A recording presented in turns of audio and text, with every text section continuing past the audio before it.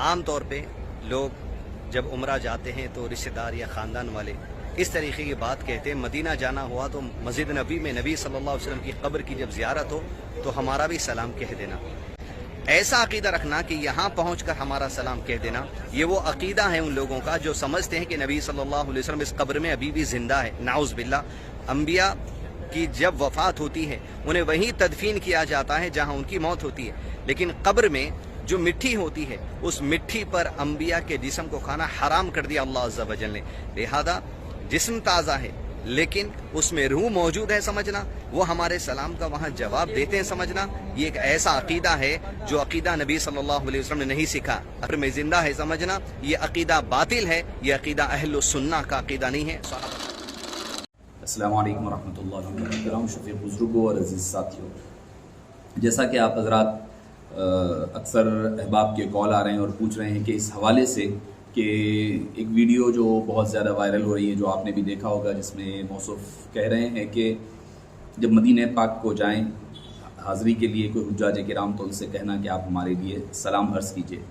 اور پھر ساتھ ہی ساتھ یہ بھی کہہ رہے ہیں کہ آپ صلی اللہ علیہ وسلم کو اور سلام بھیجا نہیں جا سکتا کیونکہ نعوذ باللہ آپ صلی اللہ علیہ وسلم اپنی مزار اقدس میں بقید حیات نہیں ہیں۔ حالانکہ وہ خود بھی جو حدیث پاک کوٹ کر رہے ہیں اس کو ایکسپلین جو کرنا ہے اس کا غلط کر رہے ہیں کہ ان اللہ حرم علی الارض ان تأکل اجساد الانبیاء، حدیث پاک کا ذکر تو کر رہے ہیں، پھر آپ صلی اللہ علیہ وسلم کی حیات مبارکہ پر سوال اٹھا رہے ہیں۔ دیکھیے، پہلی بات یہ ہے کہ آپ صلی اللہ علیہ وسلم کی بارگاہ کی حاضری یقیناً ایک بہت بڑی نعمت ہے جو اللہ تعالیٰ ایک مسلمان کی زندگی میں عطا فرماتا ہے، چاہے وہ حج کا موقع ہو، چاہے وہ عمرے کا موقع ہو۔ جب بندہ جاتا ہے تو اس سے اکثر لوگ کہتے ہیں کہ تم حبیب پاک صلی اللہ علیہ وسلم کی بارگاہ میں جاؤ تو ہمارا سلام ضرور بضرور عرض کرنا۔ تو پہلی بات یہ ہے، اگر کوئی ایسا سلام عرض کرنے کے لیے کہتا ہے تو اس بندے پر یعنی حاجی پر ضروری ہے کہ وہ اپنا سلام کے بعد فلاں بن فلاں کے نام سے سلام اور شفاعت کی درخواست کرے۔ یہ کوئی بات رسمی طور پر نہیں ہے، یہ کوئی رسم و رواج والی بات نہیں ہے، یہ متوارث سلسلہ ہے جو نبی کریم صلی اللہ علیہ وسلم کے زمانے مبارکہ سے چلا آ رہا ہے۔ اور رہی بات اس کے عام طور پر سلام ایک دوسرے کو بھجوانا، آپ صلی اللہ علیہ وسلم کے دور مبارک میں بھی رہا ہے۔ آقا نامدار صلی اللہ علیہ وسلم کسی کوئی جاتے تو کہتے کہ ان کو فلاں کو ہمارا سلام پہنچا دینا، اور وہ فلاں جاتے تو ان کو آپ صلی اللہ علیہ وسلم کے سلام وغیرہ پہنچایا کرتے۔ اس کے علاوہ اپنے مشہور بخاری شریف کی حدیث پاک ہے، جلد نمبر 8 میں حدیث پاک آتی ہے کہ حضور کریم علیہ الصلوۃ والسلام نے حضرت سیدتنا عائشہ صدیقہ رضی اللہ عنہا کو فرمایا، ان جبریل یقرؤک السلام قالت وعلیہ السلام ورحمۃ اللہ، یعنی جبریل آئے ہیں اور تمہیں سلام کہہ رہے ہیں۔ تو آپ صلی اللہ علیہ وسلم جبریل امین کا سلام بی بی عائشہ رضی اللہ عنہا کو فرما رہے ہیں، اور بی بی عائشہ رضی اللہ عنہا آپ صلی اللہ علیہ وسلم کو ان پر بھی سلام بھیجنے کے لیے کہہ رہے ہیں۔ صحیح مسلم میں حدیث پاک ہے کہ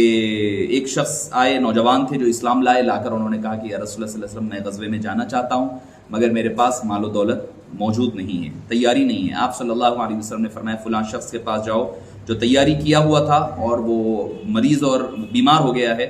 وہ جب گئے تو انہوں نے کہا ان رسول اللہ صلی اللہ علیہ وسلم یقرؤک السلام، آپ صلی اللہ علیہ وسلم تمہیں سلام بول رہے ہیں۔ یہ حدیث پاک ہمیں صحیح مسلم میں ملتی ہے۔ اس کے علاوہ میرے سامنے کئی احادیث ہے، مصنف ابن ابی شیبہ میں ہے اور شعب الایمان للبیہقی میں ہے، کہ کئی احادیث ہیں جو میرے سامنے ہیں جس میں یہ آپ کو ملتا ہے کہ آپ صلی اللہ علیہ وسلم نے اور صحابہ کرام نے ایک دوسرے کو سلام بھجوایا ہے۔ اب رہی بات کہ آپ صلی اللہ علیہ وسلم کی بارگاہ میں جائیں تو کسی کو جانے والے کو زائر کو کہنا کہ آپ سلام پہنچائیں، تو اس کی حدیث پاک میرے نظر سے ابھی گزر رہی تھی، میں دیکھ رہا تھا کہ پہلی بات یہ کہ اللہ تعالیٰ جو ہے ان اللہ ملائکتہ سیاحین فی الارض یبلغنی من امتی السلام، آپ صلی اللہ علیہ وسلم نے ارشاد فرمایا کہ اللہ تعالیٰ نے سیاحین فی الارض، جو سیاحین الارض یعنی زمین میں پھرنے والے جو ملائکہ ہے، ان کو یہ ڈیوٹی لگائی ہے کہ جو کوئی بندہ سلام پڑھتا ہے، درود پڑھتا ہے، وہ صلاۃ و سلام لے جا کر حبیب پاک کی بارگاہ میں وہ بندے کے نام اور اس کے والد کے نام کے ساتھ پہنچایا کرتے ہیں۔ تو مطلب یہ کہ جب ملائکہ یہ ڈیوٹی پر لگے ہوئے ہیں، ملائکہ یہ سلام لے جا کر کے آپ صلی اللہ علیہ وسلم کی بارگاہ میں ہمارا سلام پہنچاتے ہیں، تو لازمی بات ہے حبیب پاک تو ویسے کہیں سے بھی آپ سلام بھیجے وہ سلام آپ کی بارگاہ میں پہنچا دیا جاتا ہے۔ اور خود حدیث پاک آگے آئے گی کہ جس میں فرمایا گیا کہ جو دور سے پڑھتا ہے تو ملائکہ لا کر پہنچاتے ہیں، جو قریب سے پڑھتا ہے تو میں خود سنا کرتا ہوں۔ تو لازمی بات ہے جب بندہ کوئی زائر جا رہا ہے تو اس سے درخواست کرنا کہ آپ جو ہے ہمارا سلام بارگاہ مصطفی علیہ الصلوۃ والسلام میں پیش کر دیں۔ اب جیسا کہ ہم زندگی میں عام آپ صلی اللہ علیہ وسلم کی دیکھا کرتے کہ کوئی آتے تو آپ صلی اللہ علیہ وسلم کے پاس سلام روانہ کیا کرتے، تو آپ صلی اللہ علیہ وآلہ وسلم کا معاملہ یہ ہے کہ آپ کی حیات مبارکہ اور حیات مبارکہ ظاہری وفات مبارکہ کے بعد کے احوال مختلف نہیں ہیں، وہی سیم ہیں۔ اس کی مثالیں ہیں کئی۔ پہلی دلیل تو یہ ہے کہ آپ صلی اللہ علیہ وآلہ وسلم کی ازواج مطہرات، ورنہ تو ہوتا یہ ہے آدمی جب فوت ہو جاتا ہے تو اس کی بیوی سب کے لیے حلال ہو جاتی ہے، وہ یعنی عدت کے گزرنے کے بعد کسی اور سے نکاح کر سکتی ہے، مگر آقا کریم علیہ الصلوۃ والسلام کی کسی بھی زوجہ کا آپ صلی اللہ علیہ وسلم کے وصال کے بعد نکاح نہیں ہوا۔ فرمایا کہ ان کا نکاح جائز نہیں ہے، وہ تمہاری مائیں ہیں، وَأَزْوَاجُهُ أُمَّهَاتُهُمْ فرمایا۔ تو مطلب کیا ہوا کہ آپ کی ظاہری زندگی جیسی تھی دنیا سے پردہ فرمانے کے بعد کی زندگی بھی وہی ہے، آپ کی ازواج دنیا سے گزر جانے کے بعد بھی ازواج ہے۔ آپ کی وراثت کو تقسیم نہیں کیا گیا۔ کیوں نہیں کیا گیا؟ جو شخص جو ذات مبارکہ بقید حیات ہوتی ہے، نہ اس کی بیویوں کا کسی اور سے نکاح ہو سکتا ہے، نہ اس کی وراثت تقسیم ہوا کر سکتی ہے، ورنہ تو دنیا بھر کا ہر آدمی اٹھا لیں آپ، جب مر جاتا ہے تو اس کی وراثت تقسیم ہو جاتی ہے۔ کچھ وقفے کے بعد عدت گزر جانے کے بعد اس کی بیوی کسی اور سے نکاح کر سکتی ہے، کرے نہ کرے اور مسئلہ ہے، مگر یہ ہو سکتا ہے۔ تو معزز سامعین کرام، آپ صلی اللہ علیہ وسلم کا نکاح کی ازواج کا نکاح نہ فرمانا خود اس بات کی دلیل ہے کہ آپ صلی اللہ علیہ وسلم بقائد حیات ہیں۔ اب اس کی دلیل کیا ہے؟ دلیلیں میں آپ کے سامنے پیش کر دوں۔ سب سے پہلی حدیث پاک جو میں آپ کو سنانے چلا ہوں وہ ہے سنن ابو داؤد کی حدیث پاک ہے۔ کیا ہے؟ ان من افضل ایامکم یوم الجمعہ، فرمایا سب سے بہترین دن تمہارے دنوں میں جمعے کا دن ہے۔ فیہ خلق آدم وفیہ قبض وفیہ النفقہ وفیہ الصاقہ فاکثروا علی من الصلاة فیہ فإن صلاتکم معروضۃ علی۔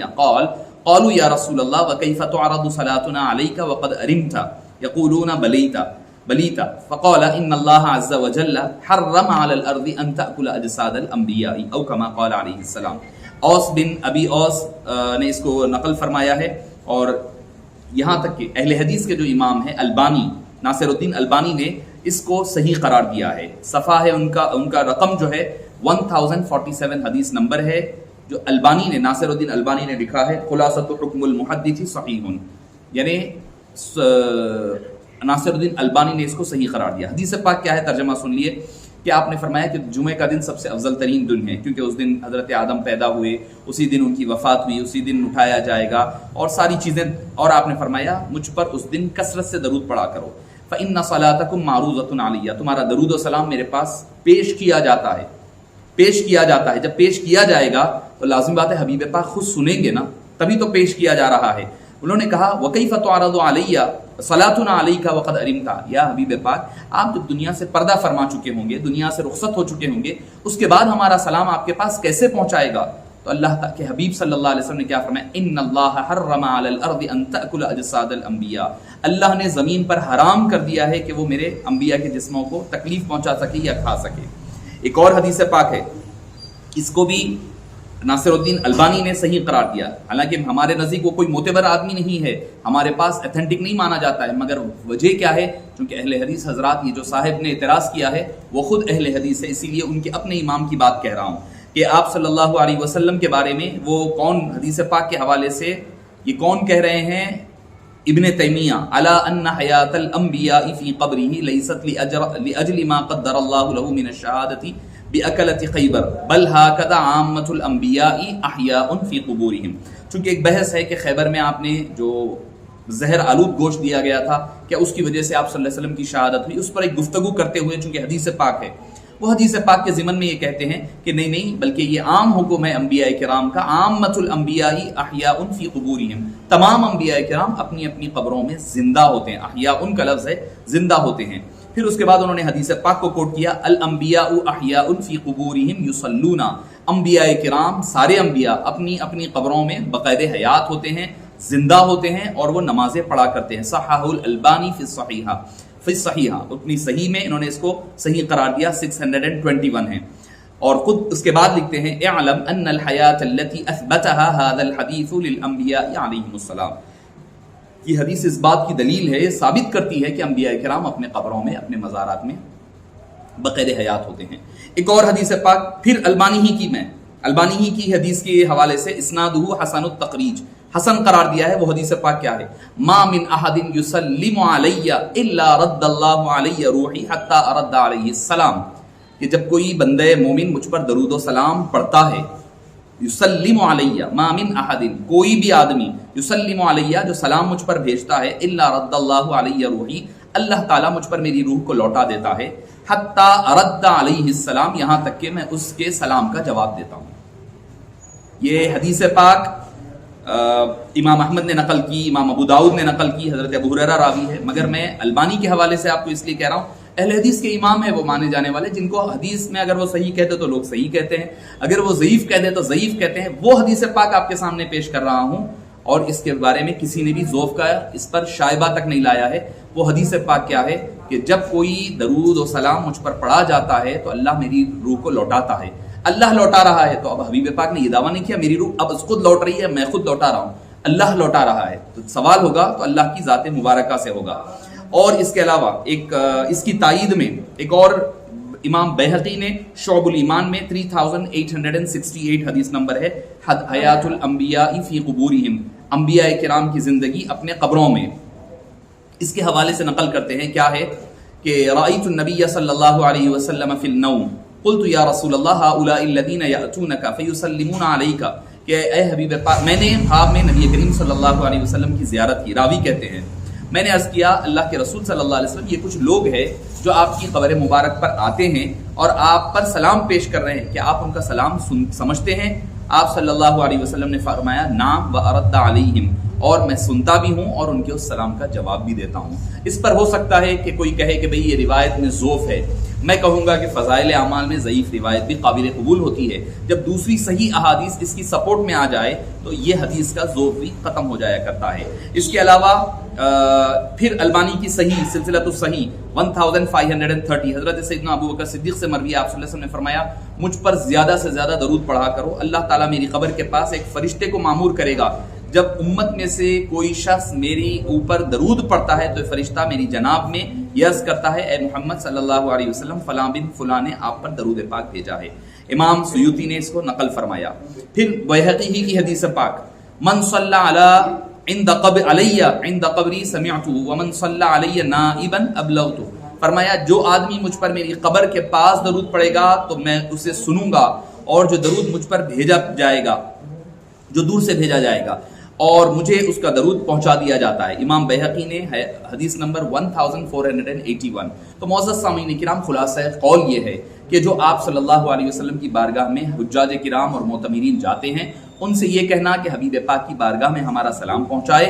یہ درست ہے، جائز ہے، یہ کوئی باطل عقیدہ نہیں ہے۔ کوئی کہتا ہے یہی اہل سنت والجماعت کا عقیدہ ہے، اس سے برخلاف جو عقیدہ ہے وہ بدعقیدہ حضرات، دوسرے حضرات کا، اہل حدیث وغیرہ کا عقیدہ ہو سکتا ہے۔ دوسری چیز یہ، حبیب پاک صلی اللہ علیہ وسلم پر کوئی بھی درود و سلام یا قریب سے پہنچے، پڑھے یا دور سے پڑھے، پہنچایا جاتا ہے یا خود سنا کرتے ہیں، دونوں باتیں، دونوں چیزیں صحیح احادیث سے مروی ہے جو آپ نے ابھی سماعت فرمایا۔ اللہ تعالی ہمیں ہدایت عطا فرمائے اور دین راہ پر، حقیقی صراط مستقیم پر گامزن رہنے اور ایسے فتنوں سے محفوظ رہنے کی توفیق نصیب فرمائے۔